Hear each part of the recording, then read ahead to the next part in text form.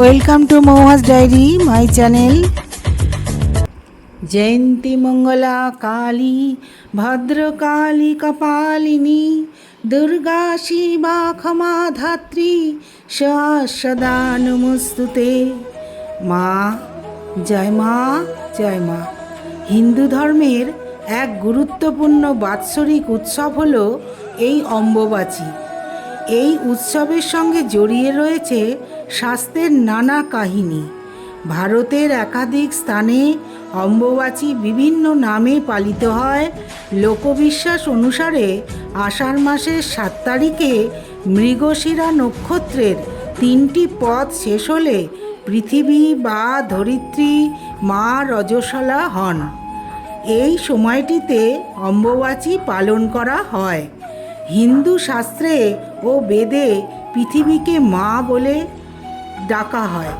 এমনকি পৌরাণিক যুগেও পৃথিবীকে ধরিত্রী মাতা বলে সম্বোধন করা হয়। মনে করা হয় আষাঢ় মাসের মৃগশিরা নক্ষত্রের 4র্থ পদে ঋতুমতী হন ধরিত্রী।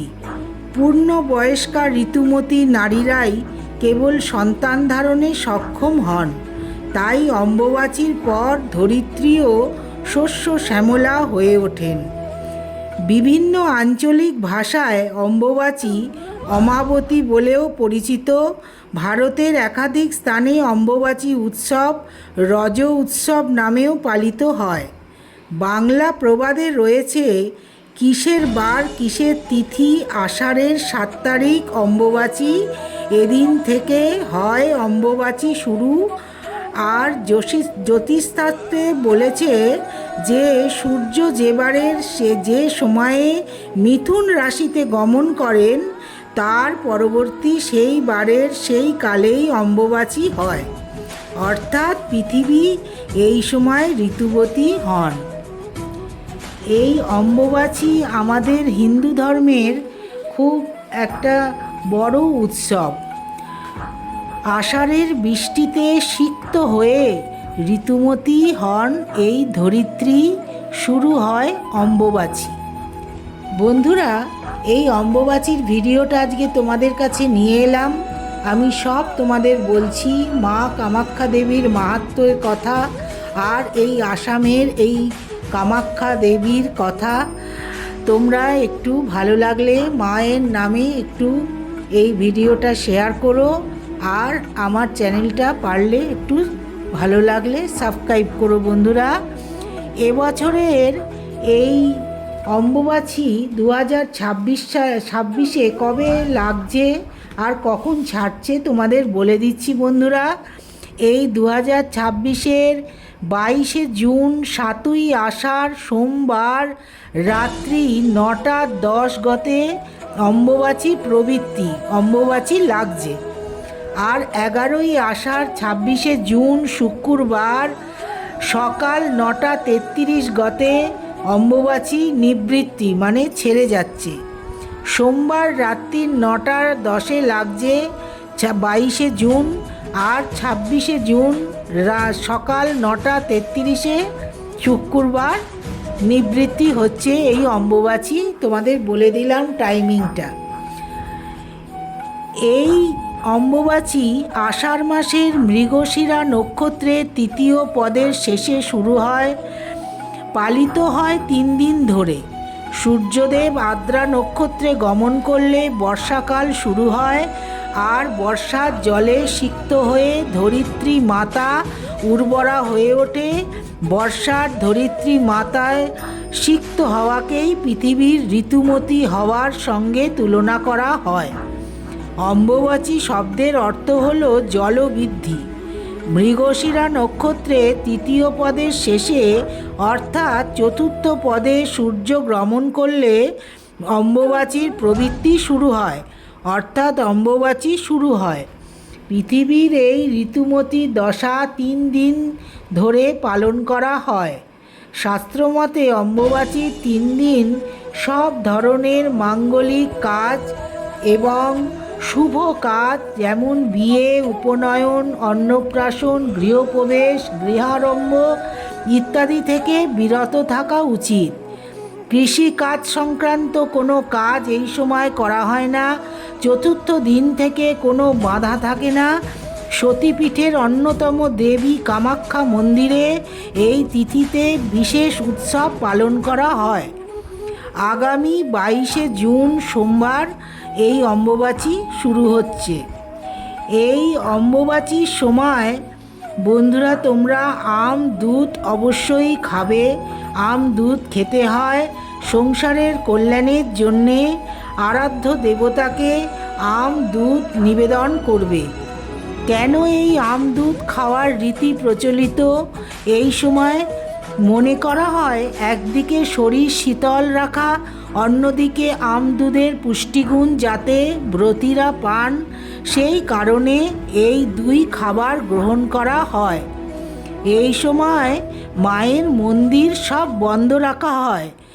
যত জায়গায় মায়ের মন্দির আছে সব বন্ধ থাকে। মা কালীর মন্দির, মা দুর্গার মন্দির এই অম্বুবাচীর 3 দিন পুরো বন্ধ থাকে। আর কামাখ্যাতে তো বন্ধ থাকেই। অম্বুবাচী শেষ হলে মন্দির খুলে মায়ের মূর্তি পরিষ্কার করা হয়, আম দুধ দেওয়া হয়। বিধবারা আর সাধুরা এই অম্বুবাচীর ব্রত পালন করেন। এই 3 দিন গরম খাবার তারা খান না, ঠান্ডা ঠান্ডা খাবার খান, ফলমূল খান, দুধ খান। এই সময় চাল কুমড়ো, পুঁই শাক, বেগুন, পেঁয়াজ, রসুন আমিষ রান্না না খাওয়াই ভালো। আর চাল কুমড়ো, পুঁই শাক, বেগুন, কোনো ধরনের শাক যেমন লাল শাক, পালং শাক খাওয়া একদম নিষেধ। নানা রকম ডাঁটা খাওয়া নিষেধ। শাস্ত্রমতে দই খাওয়াও নিষেধ। তেঁতো জাতীয় খাবার যেমন উচ্ছে, করলা, নিম পাতা খাওয়া থেকে বিরত থাকুন। নেশার জিনিস, পান, কোনো নেশার জিনিস গ্রহণ করা উচিত নয়। আর নিরামিষ আহার খাওয়াই ভালো। পেঁয়াজ, রসুন বা অন্যান্য আমিষ খাওয়া বর্জন করুন। এই 3টে দিন নিরামিষ খাওয়াই ভালো। এই 3 দিন পরে অম্বুবাচী নিবৃত্তির পরে শেষ হওয়ার পরে গৃহের জিনিসপত্র, বাসনপত্র ধোয়াধুয়ি করে নিন, জামা কাপড় ধুয়ে নিন, ঠাকুরের জায়গা পরিষ্কার করে পবিত্র জল, গঙ্গা জল ছিটিয়ে পরিষ্কার করা হয়, শুদ্ধিকরণ করা হয়।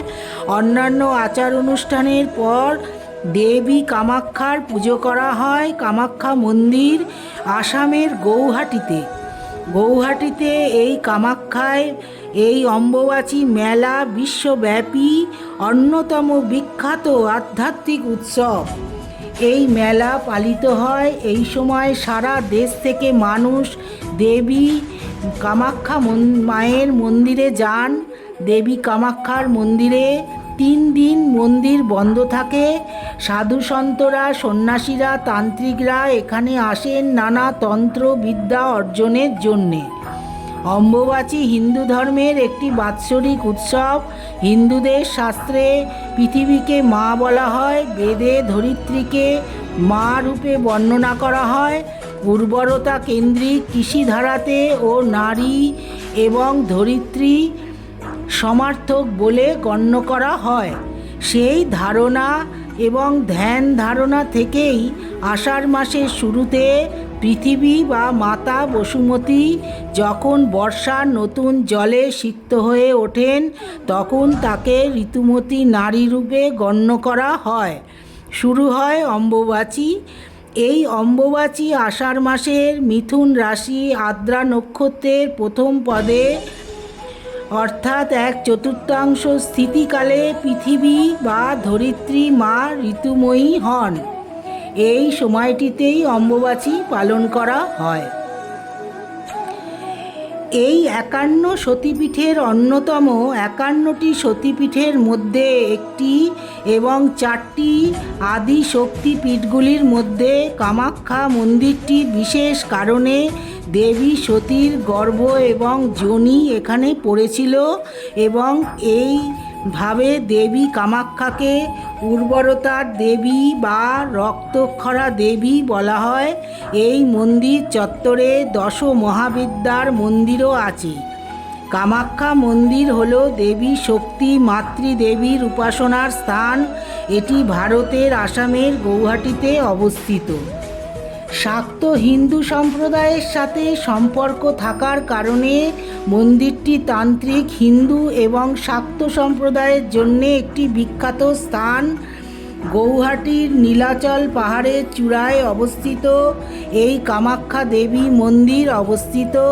কামাখ্যা নামের অর্থ হল দেবী যিনি সকল প্রকার ইচ্ছা পূরণ করেন।